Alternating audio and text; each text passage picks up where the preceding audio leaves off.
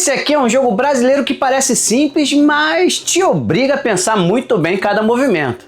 Hoje eu vou te contar se Trials of Random realmente vale a pena no Nintendo Switch. Então, fala rapaziada, aqui é o Tony, sejam muito bem-vindos a mais um vídeo do canal Get Start Games Brasil. Antes de começar, é importante deixar claro que a chave do jogo foi cedida pela publisher, a Google Games Interactive. Mas esse review aqui é totalmente imparcial, baseado na minha experiência. E eu vou destacar tanto os pontos positivos quanto os negativos do jogo. Então se você curte esse tipo de review, já deixa o like para ajudar o canal e bora pro vídeo. A versão de Nintendo Switch foi lançada agora, no último dia 27 de fevereiro de 2026, mas o jogo já tinha saído anteriormente em fevereiro de 2025 para outras plataformas.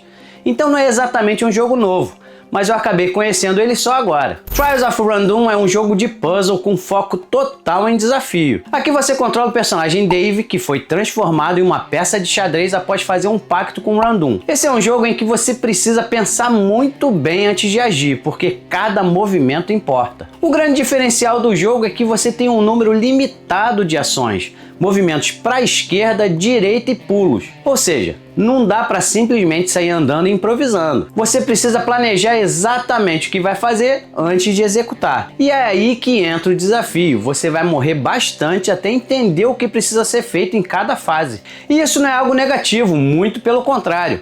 As fases são bem criativas e vão ficando cada vez mais desafiadoras. No começo já exige atenção, mas depois o jogo começa a escalar bem a dificuldade, chegando até ter fases com múltiplas telas mais pro final. Mas como nem tudo é perfeito, tem alguns pontos que me incomodaram bastante. O primeiro deles é a história. O jogo praticamente não apresenta nada dentro dele. Você não sabe quem é o Dave, o que é o Random, nem como ele foi parar ali transformado em peça de xadrez. Essas informações existem, mas só fora do jogo. Ou no site oficial, ou no trailer, ou até nas páginas da loja, como a Nintendo ou na Steam. Ou seja, se você não for atrás dessa informação, você fica completamente perdido nesse aspecto. Existem diálogos entre algumas fases, mas elas dão continuidade à história inicial apenas. Outro ponto que senti falta foi um tutorial. O jogo não explica praticamente nada. Você começa direto na primeira fase e precisa entender tudo sozinho. Para quem gosta de descobrir as mecânicas na marra, pode até funcionar.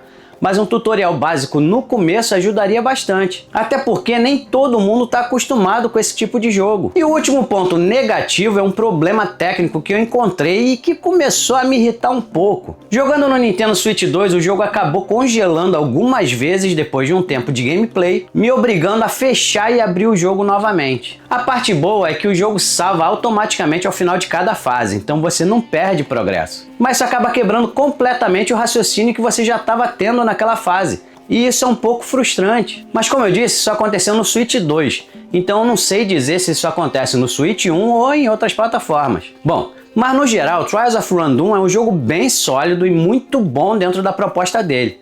Principalmente para quem curte desafios mais estratégicos e puzzles que exigem planejamento. As ideias são bem executadas, as fases são criativas e o nível de desafio é um dos grandes destaques. Mas esses problemas de apresentação da história, a falta de tutorial e os travamentos acabam pesando um pouco na experiência. Por isso a minha nota final para o jogo é 7,5 de 10. Então é isso. Se esse vídeo te ajudou, não esquece de deixar o like para apoiar o canal.